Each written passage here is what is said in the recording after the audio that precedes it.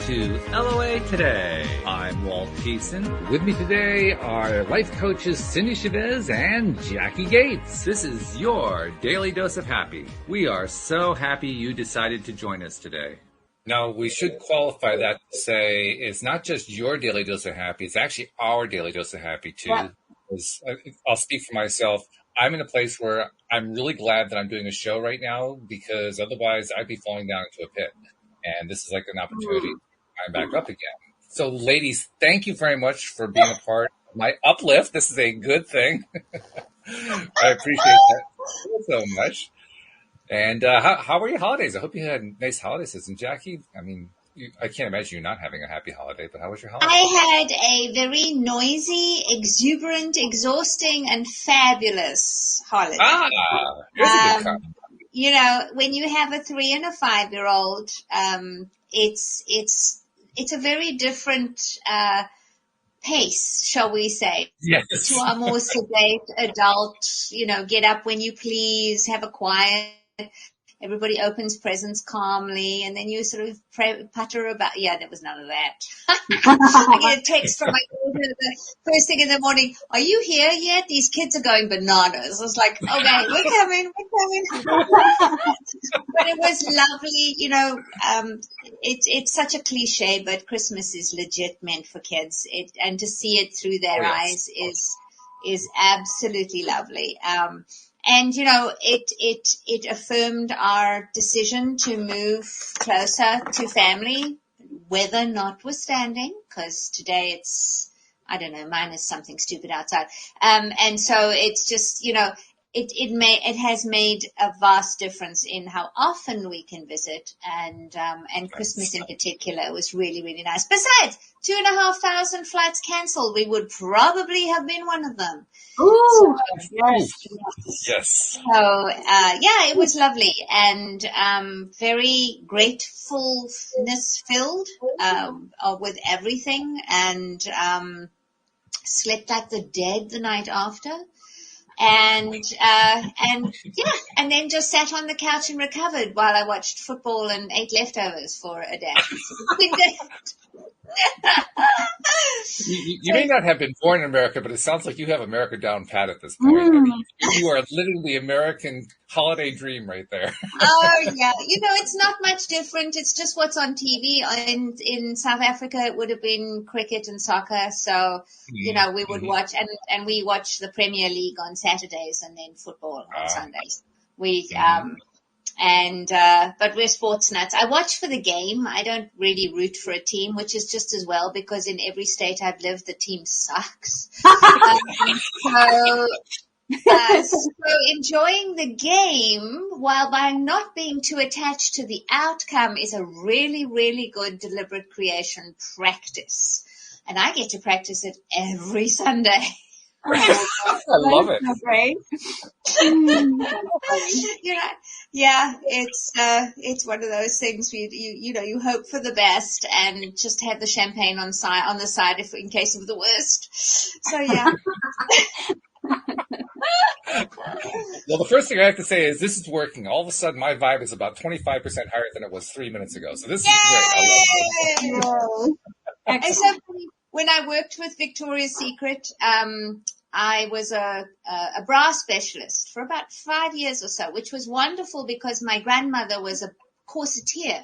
She actually made bras and corsets for a living, right? So but on my resume, bra specialist sounded so sort of mainstream. So I referred to myself as Chief Boob Lifter-Upper.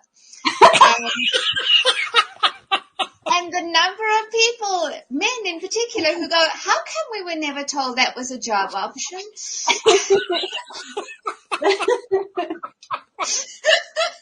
So, yes, Chief Boob Lifter-Upper is what I was for 5 years. Actually, I have to credit my daughter that, because we had discussed how, you know, the title that you give yourself is very important, you know, because it just has a vibe. Words have a vibe. So when she was working at Barnes & Noble, she was a shelver. really, that's what it was. She got books out of boxes and put them on the shelves. And she said she really hated how plain that was. So she was chief product placement. Excellent. I know. And got her a raise because she was so good at placement and got her raise. It was like, well, there you go. So, and then I was the goddess of lattes because barista is really just not enough. So, yes. So choose if you start your new year with a self-created, elevated title, you can expect your year to go even better than anticipated. How's that for a thing? There you go. I love it. Wow. Fantastic. Yes. Did I say that I came in low vibe? I'm not there anymore. I'm way up here. Now it's not Chief Mood Lifter Upper. I'm Chief Mood Lifter Upper now too. That's so. right. Well, yes. Oh my right, goodness. I'm over here and Jackie tells a story and Walt says, thank you for lifting me up. And then she identifies herself as the Chief Boob Lifter Upper. I'm like, are you implying that Walt is the chief lifter upper?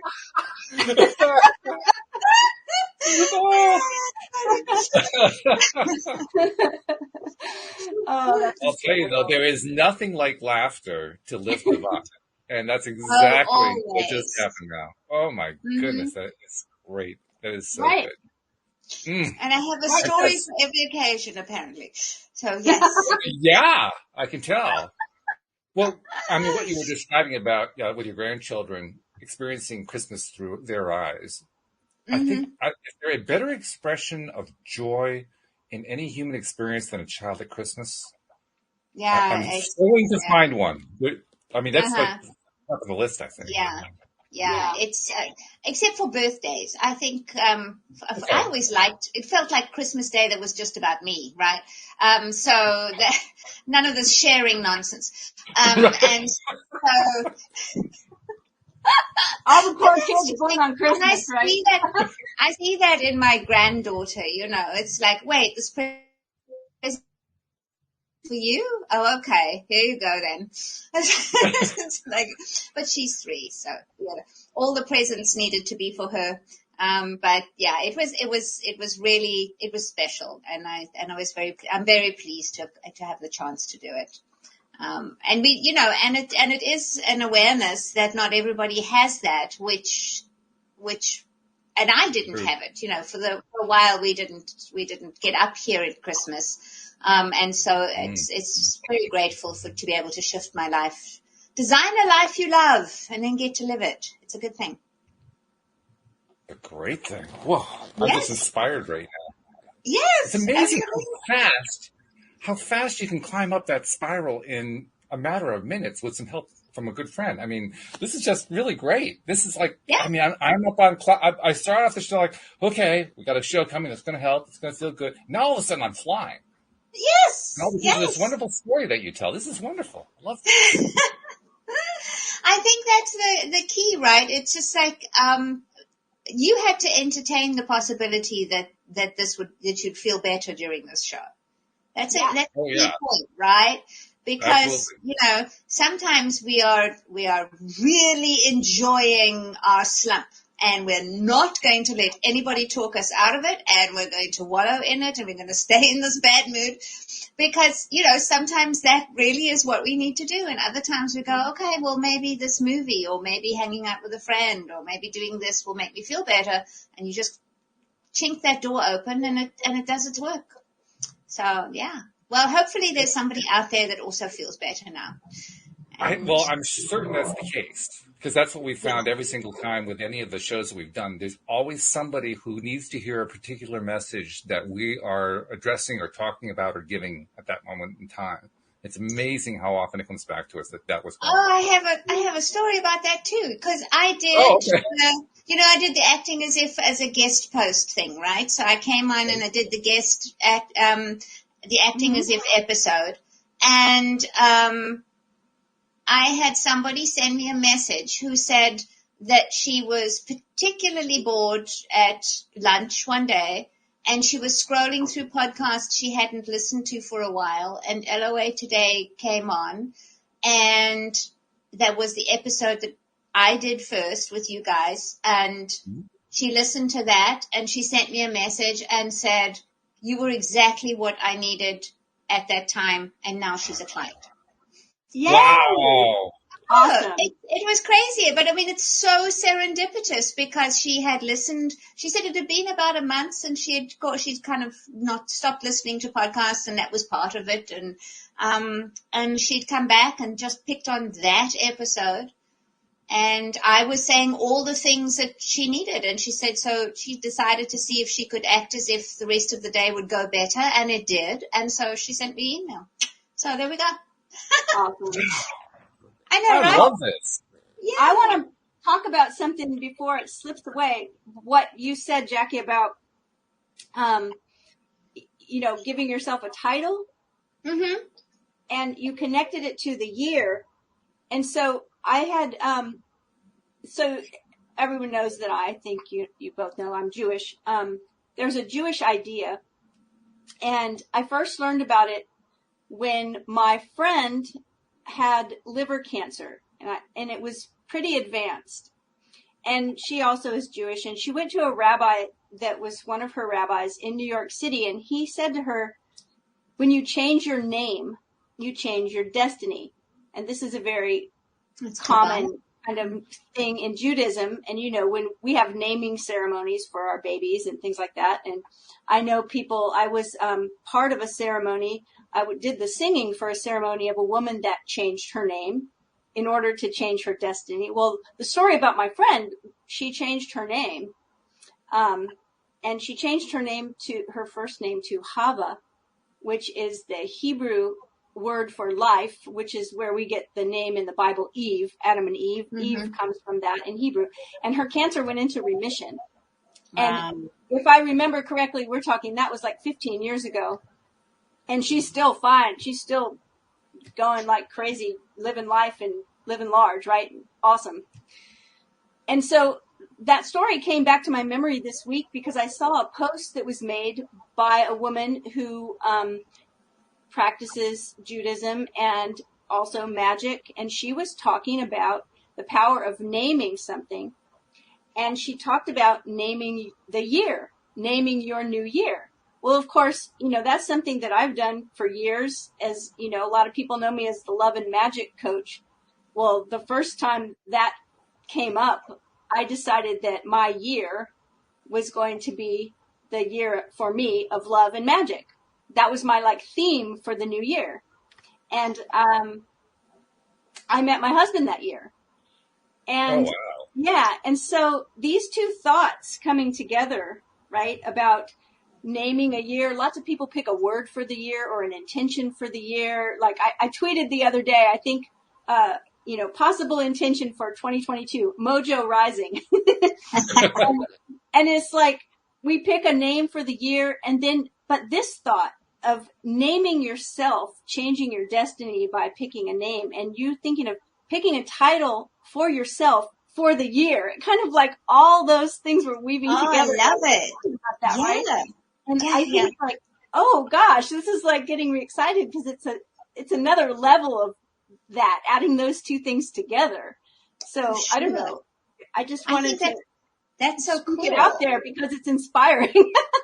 I didn't know that was a Judaic practice. That is so profound because I do it. I recommend,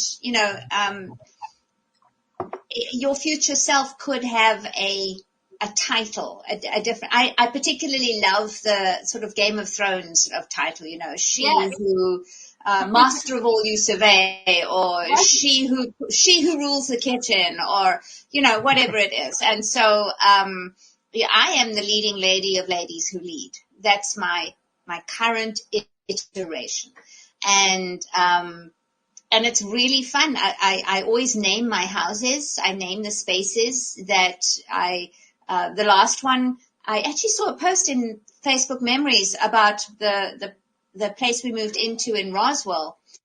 And I decided that when I write my memoirs in 10, 20 years time, I'm going to refer to this apartment as the place where I started making big money. So it was my big money seeding place. It was also like ground level dark, like a cave. It was very cozy, but it was cold, and it wasn't really a good place for me, but I made a boatload of money, much more than I'd ever made before. Even though, interestingly, even though I wasn't happy in it, and I was cold all the time and whined incessantly about being cold, I will admit to it all. So those things were, you think you have to be happy to make money or whatever. No, the decision that this was going to be the place I started making good money, and I just had good money, not big money, good money, it was enough. So when we moved here and we're 17 floors up and I can see for miles, that I walked in and I said, this feels like a launch pad.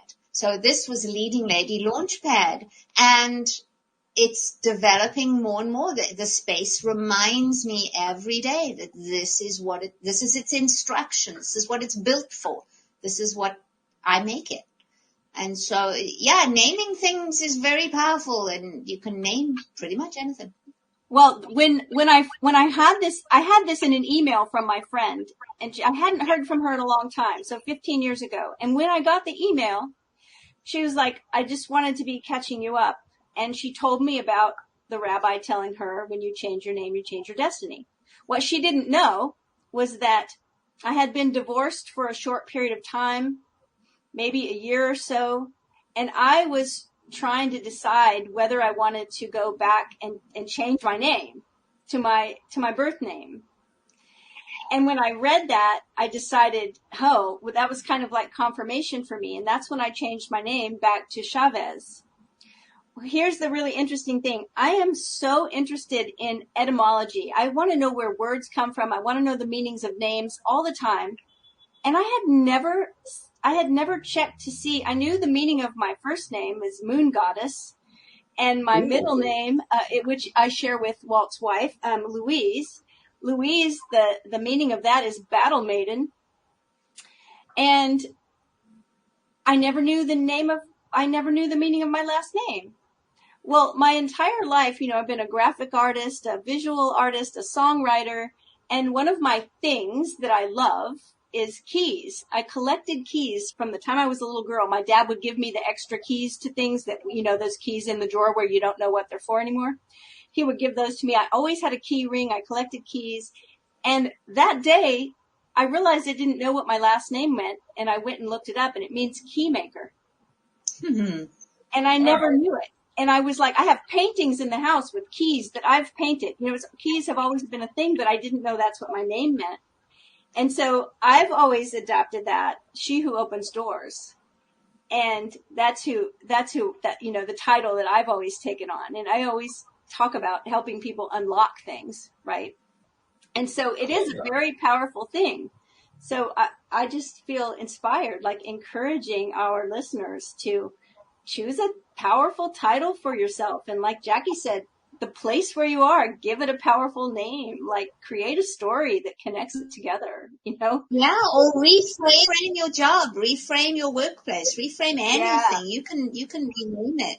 And it will be so fun to do that, and watch the vibe change. And then write to us or comment on the live stream and tell us what you've chosen. Yes, tell us what you chose. Yes, absolutely. Yeah. Well, you're stimulating my imagination at this point, and to the point of not so much in terms of a particular idea, but rather that I need to come up with some ideas. Yeah. Like I hadn't even thought about what the meaning of my I know what the meaning of my first name is. I had never really given it any attention, but I just looked up to double check. They actually have refined it a little bit since the last time I checked, which was about 40 years ago. But the current incarnation of it is Commander of the Army. That's what Walter means, which is kind of a strange thing from my perspective because I never felt like I had any kind of a military aspect to me at all. But an army doesn't have to be. An army doesn't happen to be have to be military. What if you've got what if you're the leader of a movement of LOA Today people? The army of That's listeners. what I was just thinking. The commander of the happiness dose. Yes. Yes. I like that. Purveyor of happiness. Yes, absolutely. That's awesome. And then my last name actually has a biblical background to it, because Thiessen actually is derived from Matheson, which is derived from Matthew, the son of Matthew is what that is. Yes. Matheson So, yeah. was the last name of my favorite director when I was back home. Back in South Africa, rather. So, yes, I didn't know that. So that's what I'm starting with. But what you are inspiring me to realize is if I'm not crazy about the way that's all oriented, I can change it around a little bit, or I can change it around a lot. Yeah. And then the idea that the power of the name actually changes the direction of your life, because that's really what you're saying. Wow, I got to give that some thought. Yeah. It doesn't even have to be your given name, right? It can be just whatever title you decide to take on. Yeah. See, now I can imagine all of our hundreds of listeners saying, geez, I wonder what title I want. Right. That's what I can do. Yes. Yeah, absolutely. You know, she who will be obeyed. Any of those. All the moms with little children out there are like, yes.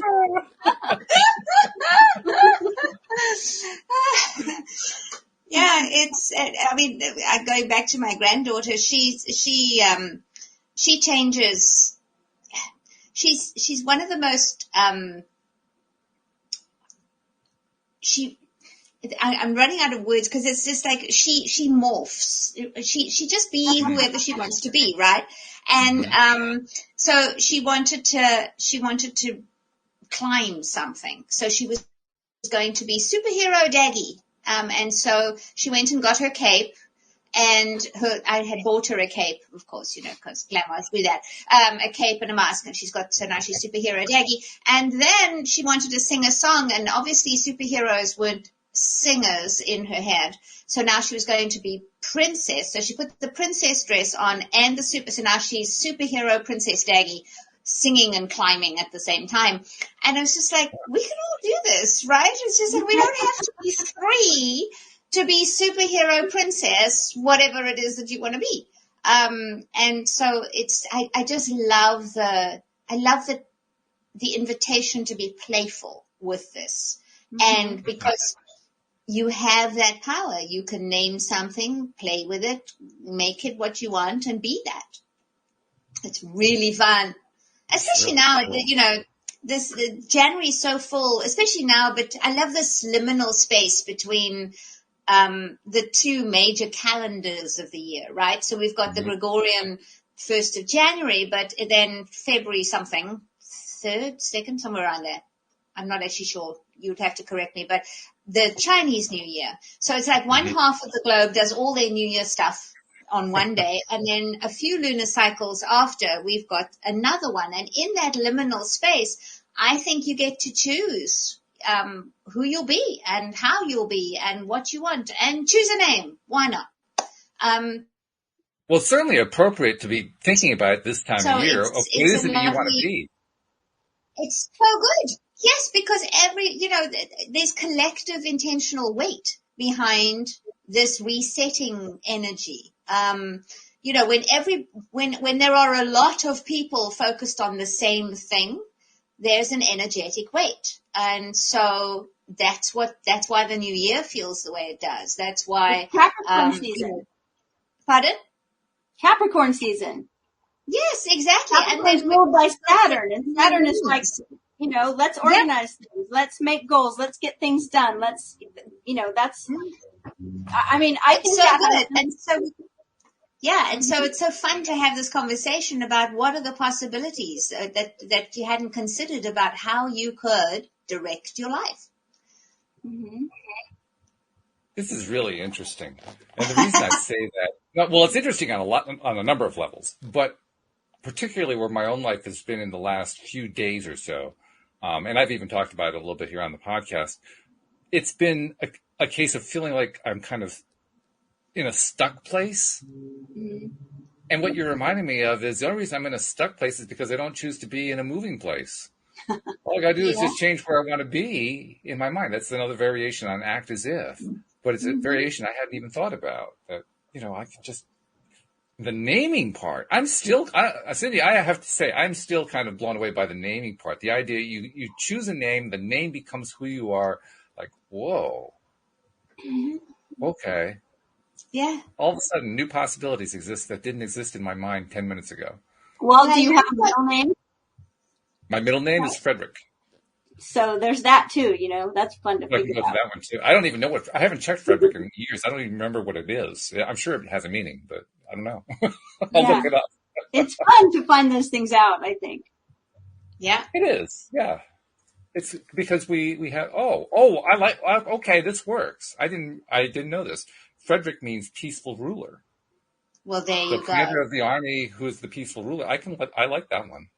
That's Yes. pretty powerful, yes. That's Yeah. really good. Okay. I'll go with that. Look at you expanding your army. It's going to be That's good. right. Yes. I didn't even know. 10 minutes ago, I didn't know I had an army. All of a sudden, There oh my you God. go. Now it's even expanding. Yes. And the thing is that you get to play with this. It's like, so when you're promoting the podcast, it's much more than promoting the podcast. You are sort of calling in the troops. You are raising the standard. You are sending out the buglers, whatever it is. That it's so fun to be able to take the mundane stuff and rename it. There was a meme going around about enchanting your life. Yes. And it's like I'm proceeding to the marketplace to procure victuals,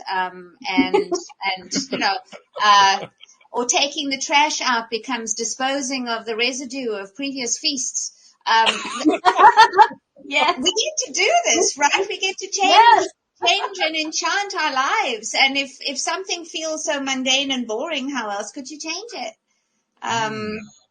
And so, promotion becomes, I call it beaconing. When I do my promotions and stuff, I see it as beaconing. I see it as, and in my head, I'm putting up, posters and billboards and things so that everybody can find, my work and stuff.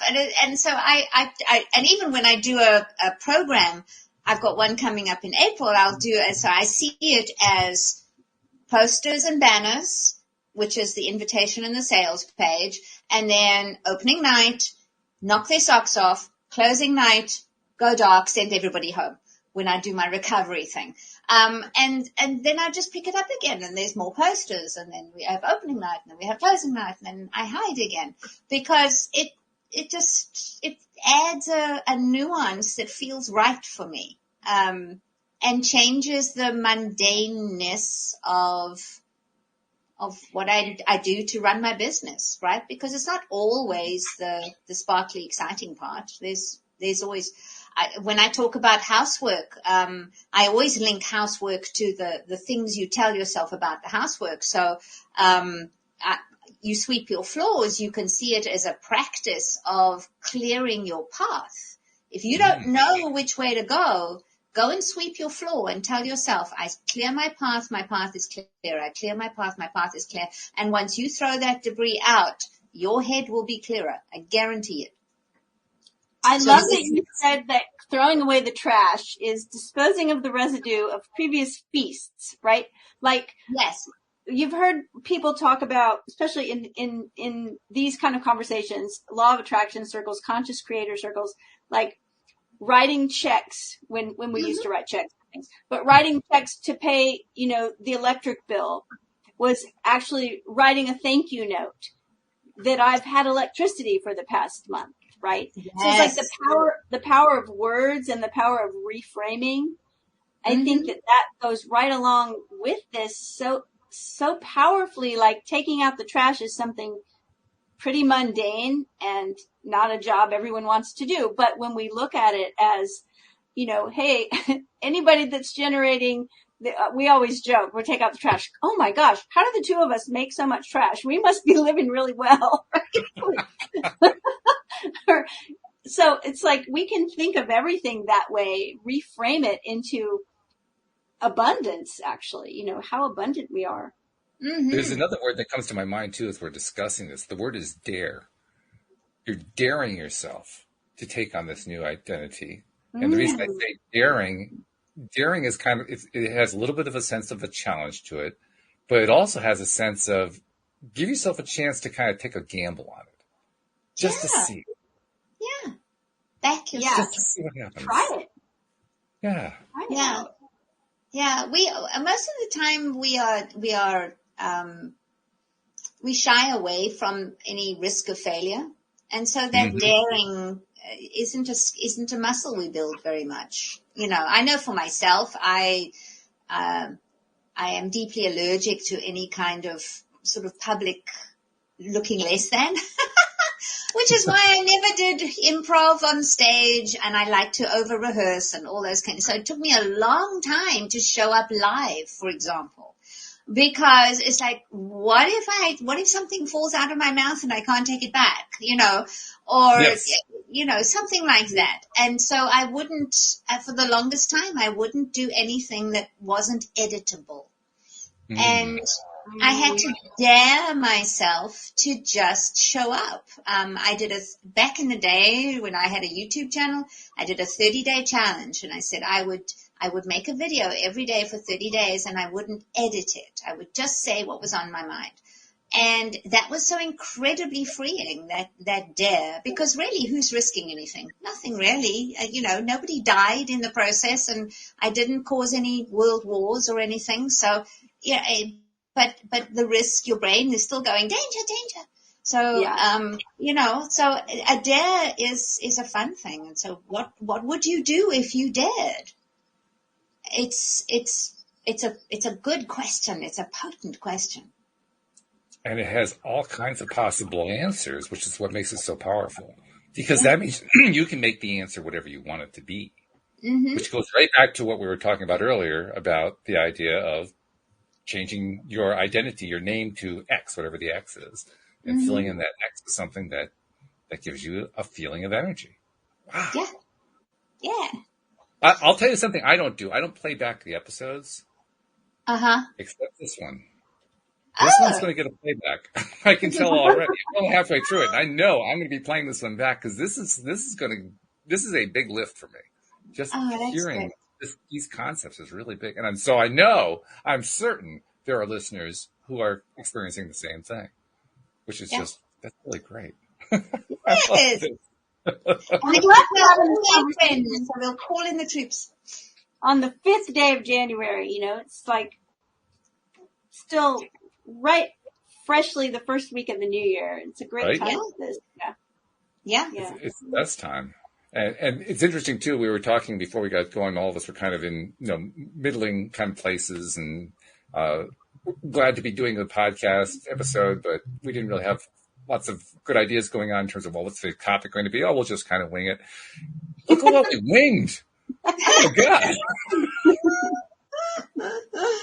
Yeah, it's you know, when we stop filtering ourselves and we start just being in the moment and being just sharing. It's good. It's really, really I think, Jackie, you are doing improv.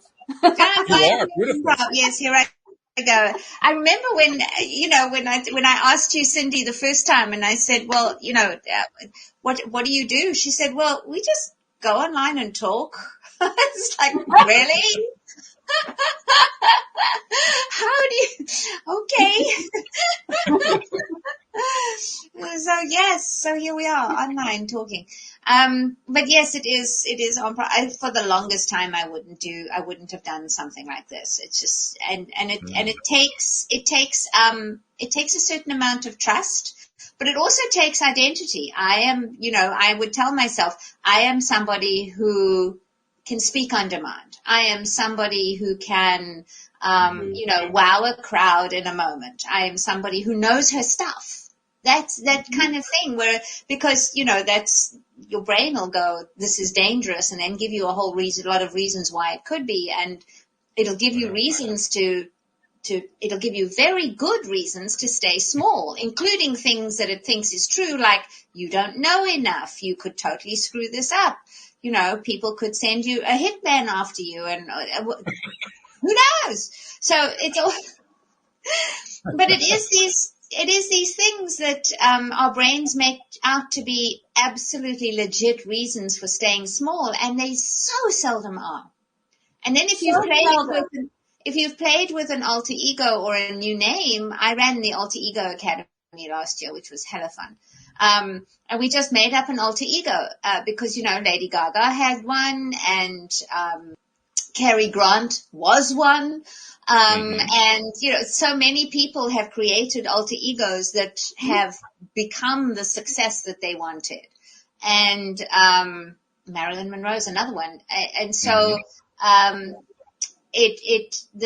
forgotten where I was going to go with this, but my alter ego was totally fine being interviewed. And so that was part of it. It's like, okay, I know my stuff enough to be able to present it on the spur of the moment.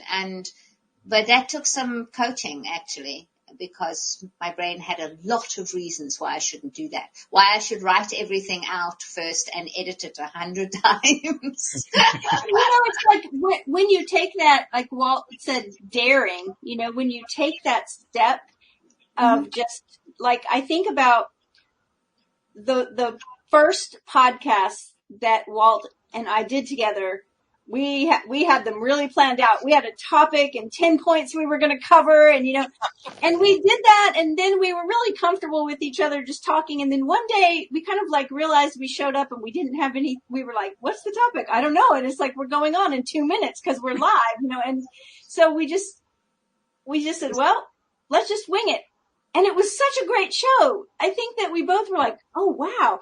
And so then we got more and more comfortable with it. And I think that's how any of this happens, is that you take that little step that you're not real comfortable. That saying that everything you want is outside of your comfort zone. You take that one little step and then you realize it's kind of like people are always afraid to have a difficult conversation.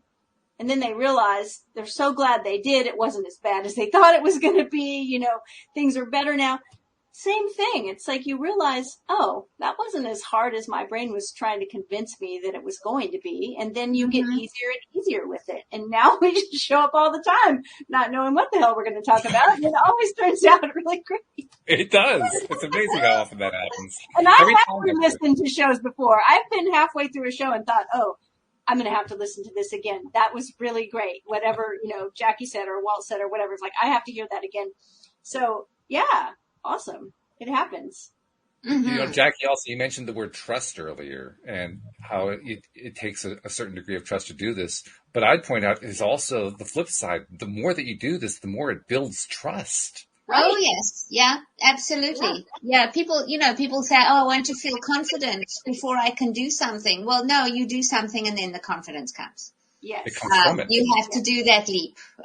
It's at some point you will do despite the non-belief. Belief comes from practice.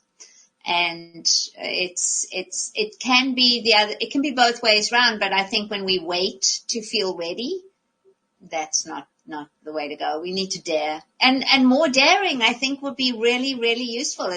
That's how humanity has been pushed forward. The people who dare, the Wright brothers who throw themselves into the sky on a box of matches, and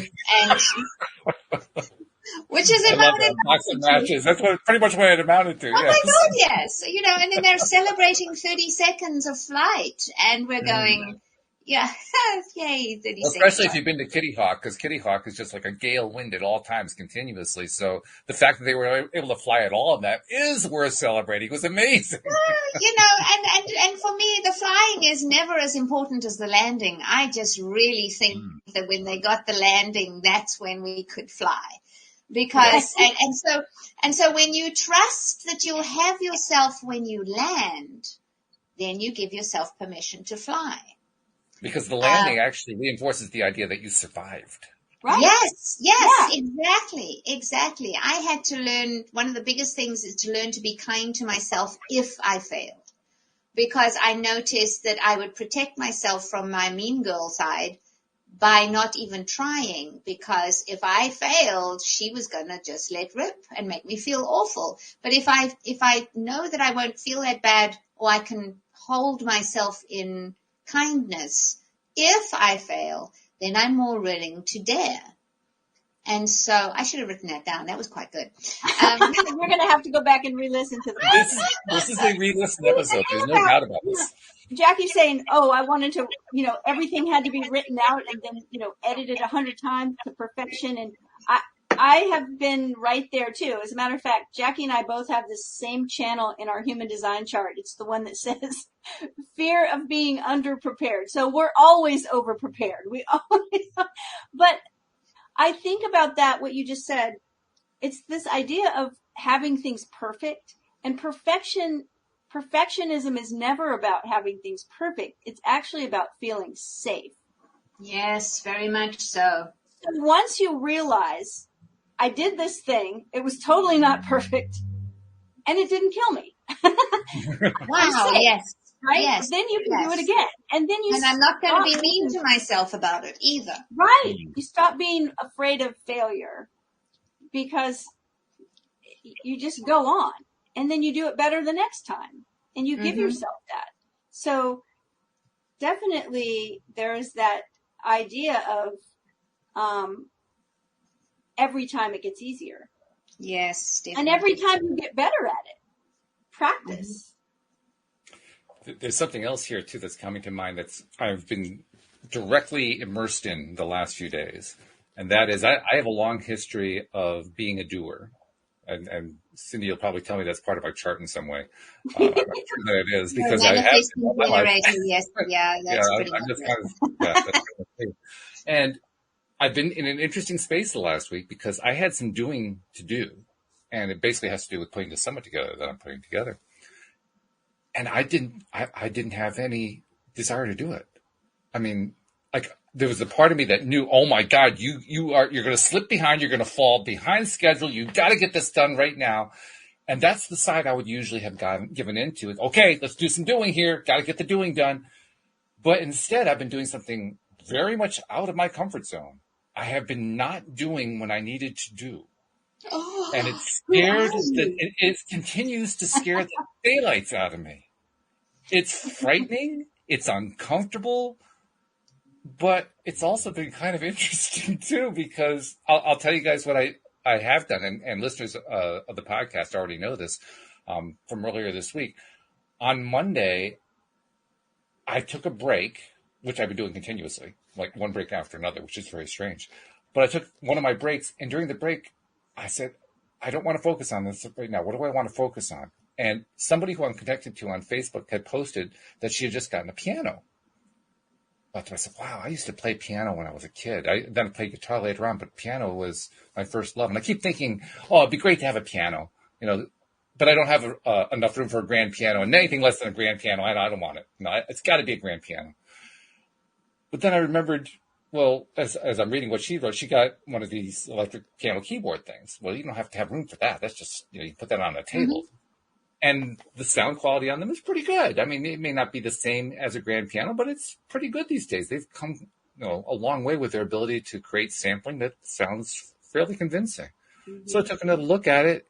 And long story short, which I've already told earlier on the podcast, I bought myself a piano keyboard that's going to be coming in this weekend. And that just excited me.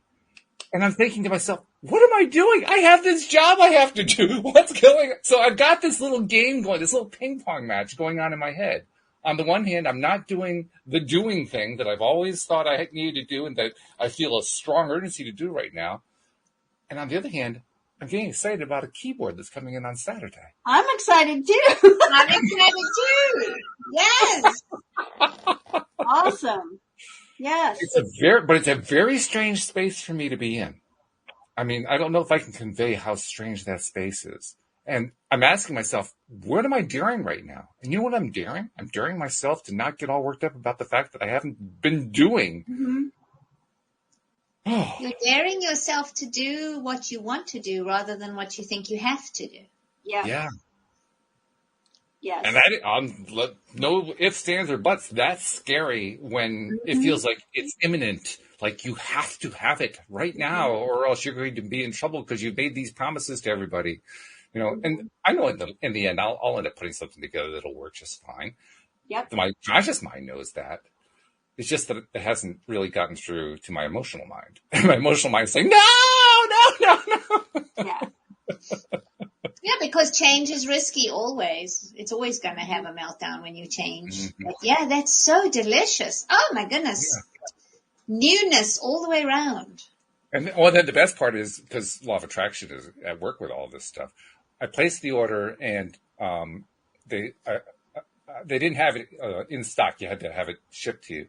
They said it was going to be 10 days to have it shipped. Like, 10 days. Oh, well, all right. So that means it's going to come in a week from tomorrow.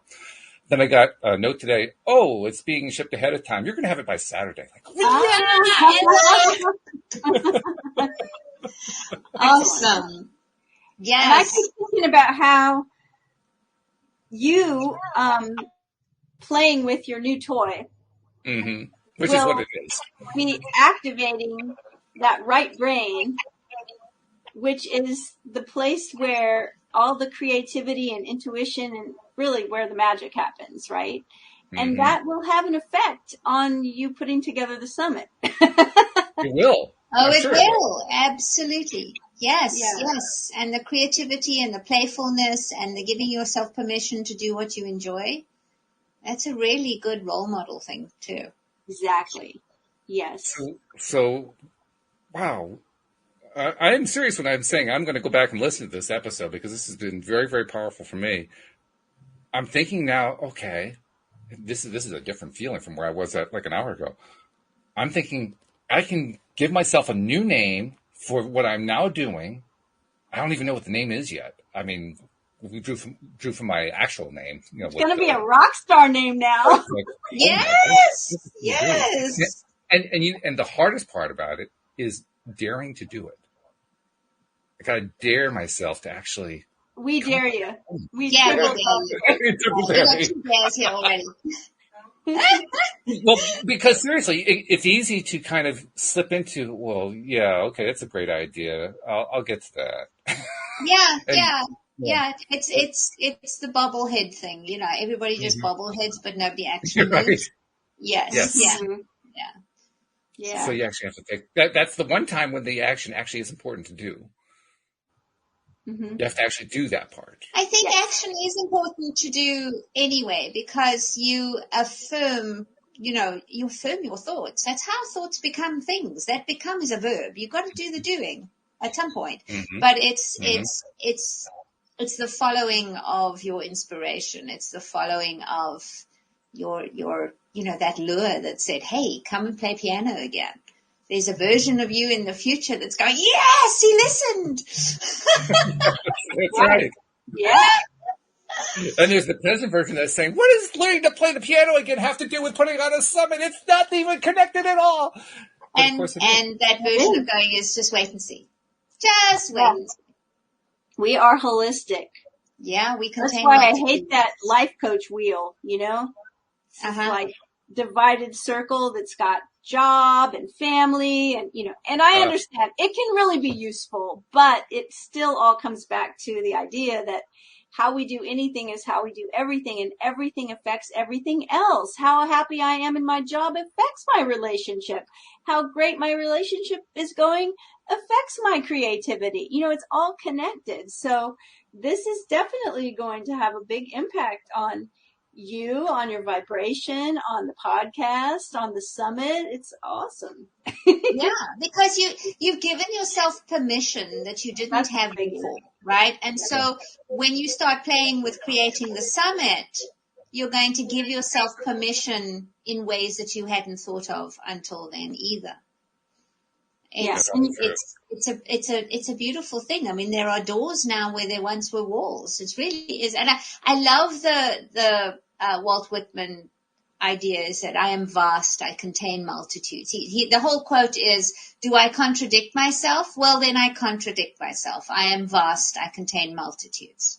And yes. I love that thing that we get so, and this is our industrialization, right? That niching, that you do this thing. You are the shoemaker. You are the candle maker. You are this thing. And then, so if if you're going to be a guy who runs a gardening service and plays piano and has a podcast, it's like most brains are going to go, because those things just haven't gone together before. But you get to do you, and all your multitudes are what make you unique. That's what I work with all my clients all the time, is that those things that we put on the sideline are the very things that need the spotlight. It's because it's part of your multitudes, and it's part of what fulfills you. And when you smother a part of you all the time, because it seems to be the right thing to do, we all go through seasons of that, though I will say, we all go through seasons of that. It's like you can wear the clothes for the job you want, but if your job says you got to wear a black T-shirt and black slacks, then you're going to have to, and you wear your Wonder Woman outfit, you're going to be in some trouble. So you have to kind of conform in some ways, but most of the time we conform both too readily and too long. We need to be all our multitudes. And the more paradoxical, the more interesting. Well, I think part of what goes on here, a big part of it actually is, and this is going to be especially true for me, not just as a doer, but as a logical doer. But there's a large piece of me that has long felt, well, life should be logical. So my entire path is going to be a logical path, and that logical path is going to lead me to where I want to be, except that it was never true. The logical path never worked out the way I wanted it to work out, or expected it to work out, or hoped it to work out. And in fact, the things that worked out were far from a logical path. They were so illogical. They were so irrational. They flew all over the place and bounced off of walls and slammed into guardrails and everything. And then all of a sudden I ended up in a new place like, what just happened? Was that a roller coaster boat? What's going on here? So it didn't fit the logical, straightforward, here's the route to where you want to go path, but it got there. And that was the one that always got there. Mm-hmm. So I get what Walt Whitman was talking about. I mean, yeah, okay, maybe it's a contradiction, but so what? That's how I got there. Yes, exactly. Exactly. Yeah. I had a client who at the Christmas dinner party, was one very snarky relative, who, she said, "Oh, what did you do? What do you do?" "I'm a life coach," she said, and she said, and I wrote a book. And the relative went, "You can't just write a book." And she went, "I did." I did, and it's published, and it's an Amazon bestseller. And the relative was still so stuck in that you couldn't, that she refused to believe that this was actually already a done thing. And so it's such an interesting thing that we get to be exactly what we want to be, if we give ourselves the permission and we trust and we dare, and we give ourselves a really cool name. Start with that. Yeah. Yes. I mean, that's going to be my next task. I mean, there's the logical part of my brain that says, well, your next task should be doing this next step on the summit. But there's the other part of me that says, yeah, it's not going to be that. We're going to listen to the episode again, and we're going to come up with a name. Yes. Yeah. The logical brain. What's wrong with you? We got to get this other thing done. What are you doing? Our logical brain always argues against our intuition. And that's actually how I know now when something is my intuition. Is it all because I've got this internal argument with it? I've got this very logical argument against it, right? And I'm always like, oh, I see what's happening here. That's actually a really good point. I hadn't thought about it that way, but that is so true. That is because I'm deeply pragmatic. So whenever my pragmatism kicks in, it's like, oh, look at you talking yourself out of daring something. Yeah. Yeah, because that's really, because I will, if you can't give me the recipe or the steps to get there, that's my pragmatism, then I'm going, yeah, we can't just show up. Well, no, actually we can. Yeah. And we prove it every week. Yes, exactly. Love it. I love it. Wow. Oh my goodness. As usual, I mean, we start off with no topic, and we just put together the most amazing topic that we've had on the show in weeks. And the Wednesday show is off to a fabulous start. Yes. Oh my God. Yes. Happy New Year. Happy New Year. Yes. Name your topic. no, I'm sorry, name yourself, name your identity. What's the identity that you want to assume? That's where we started with it, right? Yeah. And then once you've identified where you want to go, then don't get tied into how you logically have to get there. No, just dare. Just dare to do something abnormal. Be abby-normal from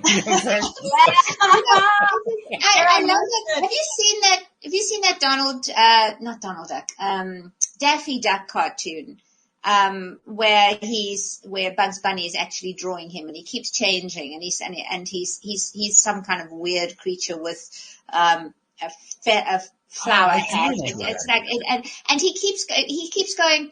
I don't feel like myself. I mean, I feel fine, but I'm out of sorts. And I've latched onto that thing of out of sorts. We've taken it as a bad thing. But when you are changing, feeling out of sorts, like you are at the moment, Walt, you're going, wait, is this me now? Oh, okay. Well, that's a really good thing, because if you're not feeling out of your sort, it's not really a change. It's just a revival. You're not playing a new role. You're revising an old one. And so you really kind of want to lean into that moment that says, so this is who I am now. Okay, let's go for that and see where it goes. Kind of cool. That's good. And it's also reminding me, when I'm in that out of sort space, it feels uncomfortable. It's outside that comfort zone. But it's more than just feeling uncomfortable. It feels out of control. Yeah. And when you feel out of control, that's where I got to start doing. Oh, it's time to do some doing because I'm out of control here. Mm-hmm. Yeah, and it's the lack of control and the lack of trust. Well, it's the lack of control that always scared me about improv and showing up, for anything unscripted. Or then also that ties into the lack of trusting myself, that I've got my back, that I can trust my skills, and I can trust that I won't be mean and horrible to myself if I do happen to screw up. Right? So there's this, it's quite delicious to play with. Right. So the physiological response, because causes stress, is part of it is shallow breathing, because shallow breathing is actually the result, or stress is the result of shallow breathing, not the other way around. So when you feel out of control, it's just to take some deep breaths, because the out of control is like, I don't quite feel safe. And that will, feeling your feet on the ground, so you're grounded, and taking some deep breaths will cause your body to start to feel safer. Mm-hmm. Which, by the way, you just reinforced for me that I have actually been doing lately without realizing that I've been doing, because I've been doing a lot of breathing meditations the last few days. Yeah. Literally exactly that, what you just described. Breathing meditations, deep breath in, hold, deep breath out, start again until you just get into a calm space with music, because I got to have the music on, because I have that audio need to fulfill. And it has helped me to navigate. Now I know I'm actually navigating somewhere. Yes. Yes. And I actually have a reason to feel good about it. Yes, exactly. To infinity and beyond. And I actually have reason to celebrate the fact that the keyboard is coming. I can start doing arpeggios and scales again, like anybody else wants to hear that, right? But to me, that's exciting. No reason you shouldn't. Yes, you're going to brush up on skills and rekindle them, and it's going to be so good. And then LOA Today will have a whole new theme because it's composed by you. I have the same thought. Well, and the best part is, we'll have LOA Today karaoke night. Well, the best part is I don't even have to go that far if I don't want to. If I do, that's great.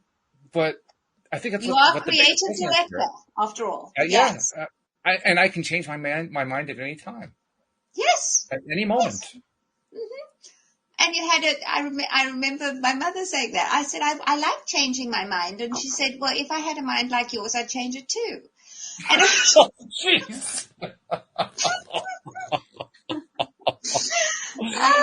So yes, it's like, but she meant it very lightly because I was being a grump, but it is true. Okay. You get to change it, and you get to, if you don't like the one you've got, change it. Well, I'll tell you what, with the help of you two fine ladies, my entire mind has been changed over the past hour in a wonderful Well, there way. you go. We did our job. So you definitely did your job. Well done. Holy cow. I'm going to be shocked if we don't get letters on this. This is really good. I hope we do, and I hope people tell us what crazy, glorious titles they gave themselves. Yes.